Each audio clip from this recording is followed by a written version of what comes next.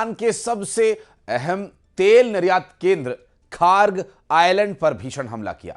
अमेरिकी राष्ट्रपति Donald Trump ने दावा किया कि इस हमले में द्वीप पर मौजूद सभी सैन्य ठिकानों को तबाह कर दिया गया। हालांकि ट्रंप ने तेल ढांचे को अभी निशाना नहीं बनाया, लेकिन साथ ही चेतावनी भी दी है कि अगर ईरान ने स्ट्रेट ऑफ हॉर्मुज से गुजरने वाले जहाजों की आवाजाही में बाधा डाली तो खार्ग द्वीप पर अगला हमला और भी विनाशकारी होगा। यानी साफ है कि अब खार्ग द्वीप पश्चिम एशिया में तबाही का नया एपिसेंटर बनता जा रहा है।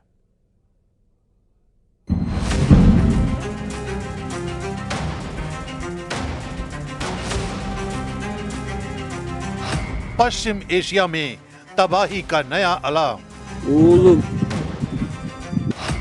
खार्ग आइलैंड पर अमेरिका का विनाशकारी हमला। ये तस्वीरें उसी खार्ग आइलैंड की हैं जिस पर अमेरिका ने भीषण हमला किया है। दावा किया जा रहा है कि इस हमले में खार्ग आइलैंड पर मौजूद एक एक टारगेट को तबाह कर दिया गया। अमेरिकी सेंट्रल कमांड की तरफ से चलाए गए इस ऑपरेशन को पश्चिम एशिया में अब तक के सबसे शक्तिशाली बमबारी अभियानों में से एक बताया जा रहा है।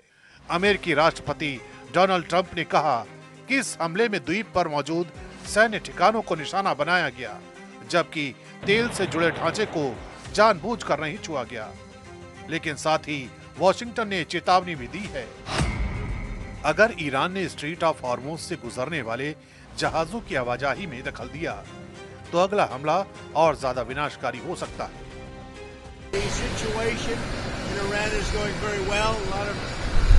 Big hits today, a lot of big wins today, as you probably have heard militarily, and I think it's going very well and very good control. We'll see what's happening with the Straits.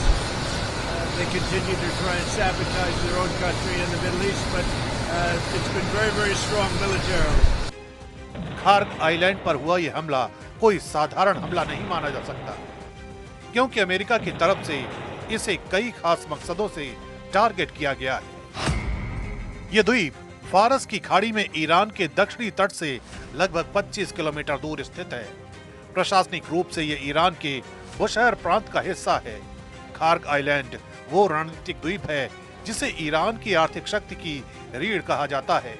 फारस की खाड़ी में स्थित ये छोटा सा द्वीप Iran के तेल निर्यात का सबसे बड़ा केंद्र है। दुनिया भर के बाजारों में पहुंचने वाला ईरान का करीब 85 से 90% कच्चा तेल इसी द्वीप से होकर गुजरता है। यहाँ विशाल ऑयल टर्मिनल, स्टोरेज टैंक और पाइपलाइन नेटवर्क मौजूद है, जिससे हर दिन लाखों बैरल तेल टैंकरों में भरा जाता है। यही वजह है कि इस इलाके में ईरान ने मजबूत नौसैनिक और मिसाइल सुरक्षा भी तैनात कर रखी है। इतिहास भी बताता है कि ईरान इराक वॉर के दौरान भी इस द्वीप को कई बार टारगेट किया गया था। अब एक बार फिर यही द्वीप पश्चिम एशिया की बढ़ती तबाही का नया केंद्र बनता दिखाई दे रहा है, क्योंकि अमेरिकी राष्ट्रपति डोनाल्ड ट्रंप ने साफ कह दिया है कि ईरान को सरेंडर करना ही होगा। ईरान की सेना और इस शासन से जुड़े लोगों के लिए बेहतर होगा कि वे अपने हथियार डाल दें और अपने देश का जो बचा है उसे बचा लें। ईरान के पास ऐसी किसी भी चीज की रक्षा करने की क्षमता नहीं है जिसे हम निशाना बनाना चाहें।